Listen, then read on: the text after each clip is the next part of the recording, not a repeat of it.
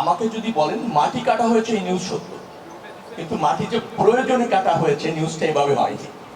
বলা হয়েছে যে মাটি এমন ভাবে কাটা হচ্ছে অপরিকল্পিত ভাবে, স্বেচ্ছাচারী ভাবে কেটে নিয়ে এই যে ভায়াডাক্ট যেটা আছে রেল লাইন সেটা ক্ষতিগ্রস্ত হবে। এই তথ্যটি যারা বলেছেন সেটা ভিত্তিহীন।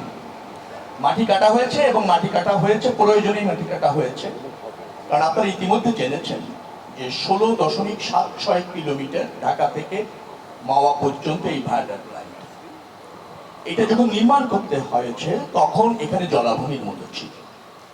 তো ভারী ইকুইপমেন্ট এবং মালামাল আনার জন্য অস্থায়ীভাবে এই ধরনের ভায়াডাক্ট যেখানেই করা হয় না কেন পৃথিবীর, সেখানে কিছু অস্থায়ী ভরার কনস্ট্রাকশন করা হয়। প্রকল্প শেষ হওয়ার পর সেটা আবার অ্যাজ ইট ইজ জায়গায় নিয়ে যাওয়া হয়, সেগুলো অপসারণ করে পূর্বের জায়গায় নিয়ে যাওয়া। এটা চুক্তির অংশ, প্রকল্পের অংশ। তো সেই জায়গা থেকে এটা করা হচ্ছে। 16.76 কিলোমিটারের মধ্যে ইতিমধ্যে 14.41 কিলোমিটার কিন্তু অপসারণ করা হয়ে গিয়েছে। 2.34 কিলোমিটারের মতো বাকি। তখন এই ধরনের একটা নিউজ হয়েছে।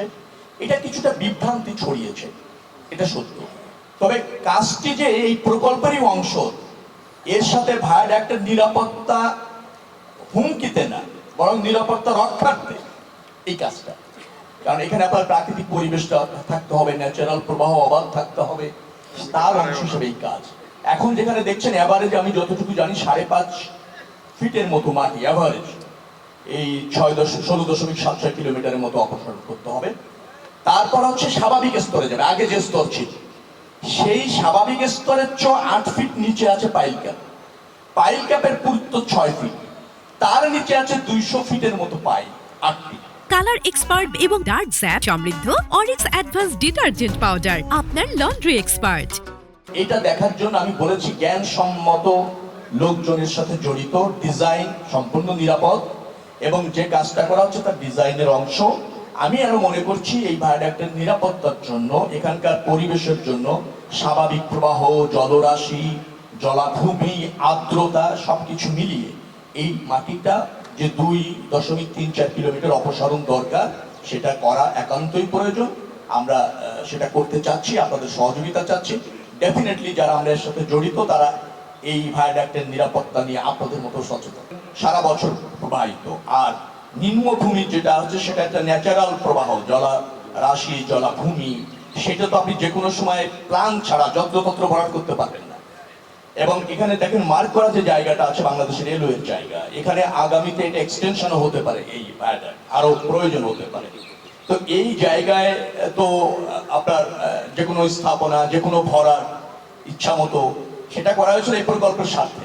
এখন আবারও যদি এমন কোনো প্ল্যান ভবিষ্যতে হয় যে এই জায়গায় আরো একটি লাইন করার প্রয়োজন হচ্ছে বা হবে, তখন তো অনেক কিছু বিবেচনা করা যেতে পারে। কিন্তু যত্রতত্র যে কোনো জায়গা ভরার আর প্রকল্পের অস্থায়ী স্থাপনা সরানো যাবে না, একটা সেন্টিমেন্টকে গুরুত্ব দিয়ে, এটা তো সায়েন্স হতে পারে না, এটা তো ধরেন ওয়াইজ হতে পারে। সেই জায়গা থেকে আমি বলছি যে এই 2.34 কিলোমিটার যেটা আছে সেটা প্রকল্পের স্বার্থেই অপসারণ জরুরি।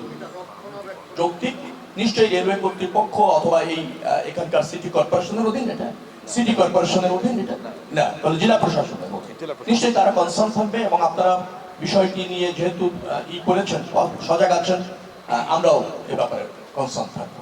তবে এটা রেলওয়ের জায়গা, আমি আবারও বলছি, এনজিটির জায়গায় নেওয়া খুবই প্রয়োজন।